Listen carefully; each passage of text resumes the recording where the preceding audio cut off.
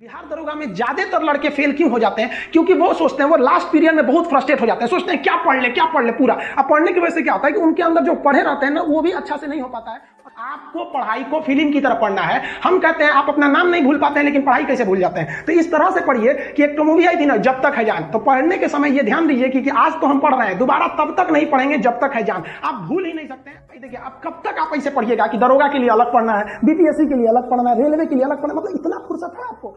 ये लड़कों का लॉन्ग जंप खराब क्यों होता है? वो जो फाउल पॉइंट होता है ना, जहां से उन्हें जंप करना है, उनके माइंड में वो भरा रहता है। अब कभी कभी क्या होता है, वो फाउल पॉइंट को क्रॉस कर जाते हैं तो यहीं से छट गए, और नहीं तो क्या होता है कि जहां से जंप करना है उसके 1.5 फीट पहले ही कूद जाते हैं। तो इधर वाला थोड़ी ना काउंट होता है, काउंट तो इस पे होता है कि आप कितना जंप किया। अगर आप देखेंगे तो बिहार दरोगा का क्वेश्चन देख लीजिएगा। बिहार दरोगा के क्वेश्चन से ज्यादा टफ था बिहार सिपाही का क्वेश्चन। तो दरोगा का अगर आप प्रीवियस ईयर का क्वेश्चन बनाएंगे ना, तो आपके अंदर थोड़ा सा कॉन्फिडेंस आएगा। आप प्रीवियस ईयर का क्वेश्चन बना के देखिएगा, बहुत भ्रष्ट क्वेश्चन नहीं रहता है। लेकिन हाँ, बिहार दरोगा में ज्यादातर लड़के फेल क्यों हो जाते हैं? क्योंकि वो सोचते हैं, वो लास्ट पीरियड में बहुत फ्रस्ट्रेट हो जाते हैं, सोचते हैं क्या पढ़ ले पूरा। अब पढ़ने की वजह से क्या होता है कि उनके अंदर जो पढ़े रहते हैं ना, वो भी अच्छा से नहीं हो पाता है। और चूंकि इसमें हर पेज में आपको मिलेगा निगेटिव मार्किंग, यहाँ भी निगेटिव, वहां भी, दोनों सेक्शन में निगेटिव मार्किंग मिलेगा। निगेटिव पॉइंट जो है वो 0.2 का है, यानी एक गलती करेंगे तो 0.2 नंबर काट लिए जाएंगे। तो निगेटिव मार्किंग है। अब लड़का इतना ना गौच पौच कर लिया है पढ़कर कि वो जाके वहां निगेटिव अटेम्प्ट करके चला आता है। तो इसलिए आप सटीक पढ़िए, और इस एग्जाम के लिए आपके पास एनफ टाइम है। प्रीवियस क्वेश्चन को जरूर देखते रहिएगा। जैसे मान लीजिए कि आप पॉलिटी पढ़ रहे हैं, पॉलिटी में राष्ट्रपति का टॉपिक पढ़ रहे हैं, 2 दिन में आप राष्ट्रपति का टॉपिक को कंप्लीट कीजिए। 3 दिन ले लीजिए अच्छा से, क्लास में पढ़ने के बाद 2-3 दिन उसको समय लीजिए। ये नहीं कि लड़का सोचता है नहीं आज बैठेंगे ना सुबह 7 बजे तो 10 बजे तक खत्म कर देंगे। अरे भाई साहब, ऐसा रूटीन बनाने से कुछ नहीं होता है। लड़का रूटीन बनाएगा, 7 बजे उठना है, 12 बजे तक ये जीएस पढ़ना है, फिर 2 बजे तक रीजनिंग पढ़ना है। मतलब ऐसा रूटीन बनाता है जिसे लगता है आर्मी का कमांडो है, उस तरह से रूटीन। ये सब नहीं, आप पढ़िए, कंटिन्यू पढ़ते रहिए, गैप नहीं करिए। तो इस वजह से आप देखिए कि बहुत आडंबर मत रच लीजिएगा। जो पढ़िएगा उसका प्रीवियस चैप्टर वाइज जरूर देखिएगा कि किस लेवल के क्वेश्चन आ रहे हैं। एग्जाम्स होंगे वो तो आपको पता है कि ऑब्जेक्टिव टाइप्स के एग्जाम हो गए। इसमें 2 एग्जाम हो गए, एक पीटी जिसको प्री कहेंगे, एक मेंस कहेंगे। प्री एग्जाम जो होगा वो 100 क्वेश्चन पूछे जाएंगे, 200 नंबर के रहेंगे, यानी एक क्वेश्चन 2 नंबर के रहेंगे। इसमें जीके जीएस रहेगा और करंट अफेयर रहेगा। करंट अफेयर अच्छा खासा क्वेश्चन पूछता है, इस बार भी देखे आएंगे 20-25 क्वेश्चन करंट से रहता है। तो यहाँ करंट होगा, इसमें आपको जो क्वालिफाई करना रहेगा, इसमें आपको कोई नंबर नहीं जोड़ा जाएगा। आप इसमें 200 में 200 भी पास हो गए और किसी ने केवल कट ऑफ पास किया तो दोनों की वैल्यू बराबर है, ये केवल क्वालिफाइंग है। इसी का कट ऑफ जो देखा जाएगा कितना रहता है, ये आयोग ने स्पष्ट कर दिया है कि भैया हम 20 गुना ज्यादा लेंगे, तो यहाँ पास होने की संभावना ज्यादा रहती है। यहाँ जो लोग आए वो कितना नंबर पाए थे वो मायने नहीं रखता है। अब मेंस का एग्जाम होता है। मेंस एग्जाम में भी आपको 2 पेपर दिए जाएंगे, पेपर फर्स्ट और paper second. Paper first Hindi का होगा, ये केवल क्वालिफाइंग करना होगा, इसका मार्क्स आपको नहीं जोड़ा जाएगा। इसमें भी 100 क्वेश्चन आएंगे, जिसका टोटल नंबर 200 रहेगा। इसका 30% पास पा गए आपको क्वालिफाई कर दिया जाएगा, क्योंकि दरोगा को एफआईआर वगैरह लिखना होता है। ज्यादातर 99% एफआईआर हिंदी में ही लिखे जाते हैं, तो उसको लिखना तो आना चाहिए, नहीं तो उल्टा सीधा लिख देगा। तो ये केवल क्वालिफाइंग नेचर का होता है। इसमें आप टॉप भी कर जाएंगे तो उसका नंबर ऐड नहीं किया जाएगा। अब मेन आता है आपका पेपर 2। इसी पर आपका डिसाइड होगा कि आप सेलेक्ट होंगे, आप मेरिट में बनेंगे या बाहर जाएंगे। पेपर 2 जो होता है उसी के आधार पर मेरिट बनेगा, यहीं पे ज्यादा फोकस करना है। अब इसमें भी 100 क्वेश्चन है, 200 मार्क्स के रहेंगे। अगर आप देखेंगे ना, क्वेश्चन हर स्टेप में बराबर ही है। यहाँ भी 100 क्वेश्चन, यहाँ भी नंबर भी बराबर है। यहाँ 200, यहाँ भी 200। लेकिन नंबर किसका जुड़ेगा? तो केवल मेंस के पेपर 2 का जुड़ेगा। इसमें क्या क्या रहेंगे? तो भाई 80 क्वेश्चन लगभग जीके जीएस से रहता है आपका, और 20 क्वेश्चन में मैथ रहता है, रीजनिंग रहता है, ये सब चीजें। तो ये तो आप बिहार वाले लड़के हैं लोग, ज्यादातर इसमें बिहार दरोगा में बिहार के भरते हैं लोग, वो लोग तो मैथ वगैरह ये सब नॉर्मली क्वेश्चन रहते हैं, कुछ खास लेवल के, बहुत ज्यादा हाई लेवल के नहीं रहते। अब बहुत सारे क्या चीज है कि भाई कुछ प्रैक्टिस बुक्स भी हैं सब, बहुत ज्यादा। उन प्रैक्टिस बुक्स में हम देखते हैं कि वो जो प्रैक्टिस बुक है, अगर आप ध्यान से देखेंगे तो किसी और कंपनी का प्रकाशन है, उसने किसी टीचर को पकड़ रखा है। अब वो लोग क्या कर देते हैं ना कि प्रैक्टिस बुक का स्टैंडर्ड बढ़ाने के लिए वो क्या कर देते हैं कि क्वेश्चन को किसी और डायरेक्शन में ले जाते हैं। अब लड़का फ्रस्ट्रेट हो जाता है। तो आपको क्वेश्चन का सही पैटर्न पकड़ने के लिए आपको प्रीवियस क्वेश्चन ही देखने पड़ेंगे। स्मृति पर यानी मेमोरी पर आधारित क्वेश्चन पर उतना बिलीव नहीं करेंगे, प्रैक्टिस सेट पर भी कुछ खास बिलीव नहीं करेंगे। हाँ, प्रैक्टिस करते रहिएगा, लेकिन ऑथेंटिक जहां चेक करना रहेगा वो प्रीवियस क्वेश्चन को ही ध्यान दीजिएगा। इसके बारे में जो बैच हो गए वो इस महीने के लास्ट में आ जाएंगे आपके दरोगा के लिए। हम आपको फिर कहते हैं कि देखिए, अब कब तक आप ऐसे पढ़िएगा कि दरोगा के लिए अलग पढ़ना है, बीपीएससी के लिए अलग पढ़ना है, रेलवे के लिए अलग पढ़ना है। मतलब इतना फुर्सत है आपको, और आप क्यों नहीं चाहते कि भाई हमने एक साथ पढ़े? आप बताइए, अब आप ही बताइए ना, जलियांवाला बाग की जो घटना हुई थी वो 1919 में हुई थी, तो रेलवे में क्या 1930 पूछेगा? अब बीपीएससी में 1940 पूछ देगा? नहीं होगा। और ये तो गया जमाना। अब आप जरा देखिएगा कि जो क्वेश्चन क्वेश्चन रेलवे में पूछा है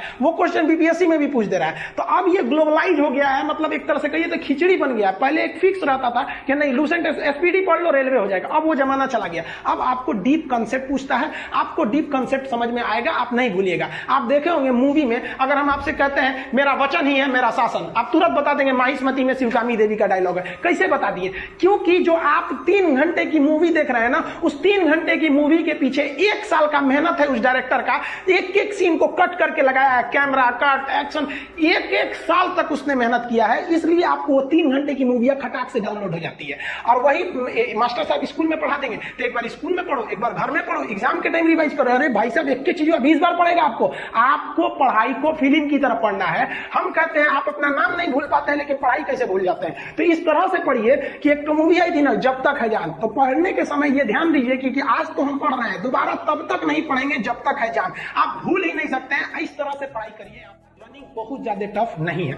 रनिंग में 2 जगह समस्या आती है। पहला तो आप कंफ्यूज हो जाएंगे जब दौड़ाएगा ना, तो A to B, B to C, C to D, इसमें कंफ्यूज हो जाएंगे, गलत ट्रैक पे चल जाएंगे तो आपका समय ऐसे ही बर्बाद हो जाएगा। ऐसा थोड़ी रहता है कि सीधे ट्रैक रहेगा 1.5 किलोमीटर की दौड़ जाओ, ऐसा नहीं रहता है। वो ट्रैक को कोडिंग रहती है, उस हिसाब से दौड़ना रहता है। मेल के लिए 1600 मीटर दौड़ना है, ये 1600 मीटर 6.5 मिनट में दौड़ना है। ना टाइमिंग कम है और ना ही बहुत ज्यादा दौड़ना है। और फीमेल के लिए 1000 मीटर यानी 1 किलोमीटर दौड़ना है 6 मिनट में। तो ये दोनों के और ज्यादातर लड़के दौड़ में छटते क्यों हैं? आप देखे होंगे 6-6 महीने से दौड़ने वाले लड़के छट जाते हैं और 15 दिन दौड़ के निकल जाते हैं। देखिए कैसे दौड़ में पास हो जाता है। देखिए दौड़ में केवल 3 समस्याएं आती हैं। सबसे पहला कि आपकी स्टेमिना खत्म हो जाती है, दौड़ने की शक्ति ही नहीं बचेगी तो छट जाएंगे आप। तो स्टेमिना के लिए भी कुछ रूल होते हैं। पहला समझिए कि दौड़ने में क्या करता है कि आपको सुबह 8 बजे बुला लेगा, दौड़ाएगा 2 बजे। कोई ठीक नहीं रहता कब दौड़ाएगा, लेकिन इतना समझिए कि 3-4 घंटा पहले बुला लेता है।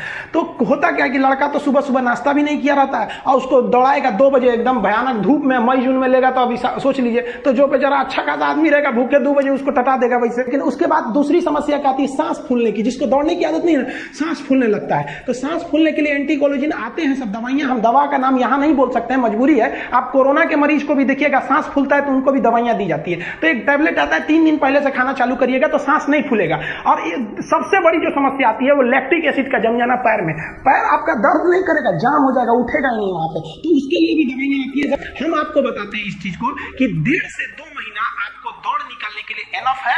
देखिए अब कुछ लोग कहेंगे कि सर ऐसा नहीं हो सकता है। भाई जब हम देखें ऐसा एग्जाम्पल होते हुए, और आप तो ऐसे भी देखे होंगे 6 महीना से जो दौड़ रहे हैं उनका नहीं हुआ है।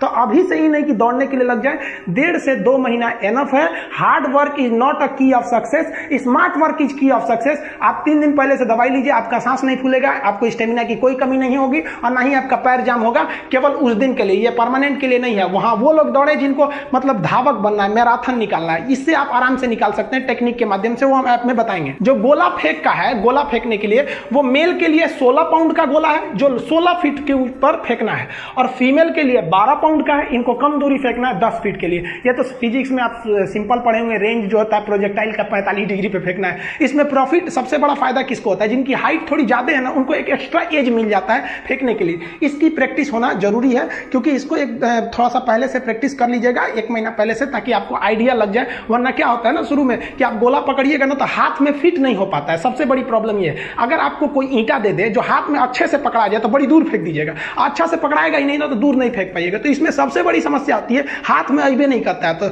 1 महीने से थोड़ा सा प्रैक्टिस करेंगे ना तो ये हाथ में आने लगेगा। बाकी इसमें बहुत ज्यादा टेक्निक की जरूरत नहीं पड़ती है, थोड़ा सा हाथ बस प्रैक्टिस हो जाना चाहिए। लॉन्ग जंप जो रखा गया है मेल के लिए 12 फीट है और फीमेल के लिए है 9 फीट है। लॉन्ग जंप ज्यादा नहीं है और ये ज्यादा टफ नहीं होता है। ये तेजी से दौड़िए। इसमें 2-3 चीज का बस ध्यान रखना चाहिए। लड़कों का लॉन्ग जंप खराब क्यों होता है? वो जो फाउल पॉइंट होता है ना, जहां से उन्हें जंप करना है, उनके माइंड में वो भरा रहता है। अब कभी कभी क्या होता है वो फाउल पॉइंट को क्रॉस कर जाते हैं तो यहीं से छट गए, और नहीं तो क्या होता है कि जहां से जंप करना है उसके 1.5 फीट पहले ही कूद जाते हैं। तो इधर वाला थोड़ी ना काउंट होता है, काउंट तो इस पे होता है कि आप कितना जंप किए।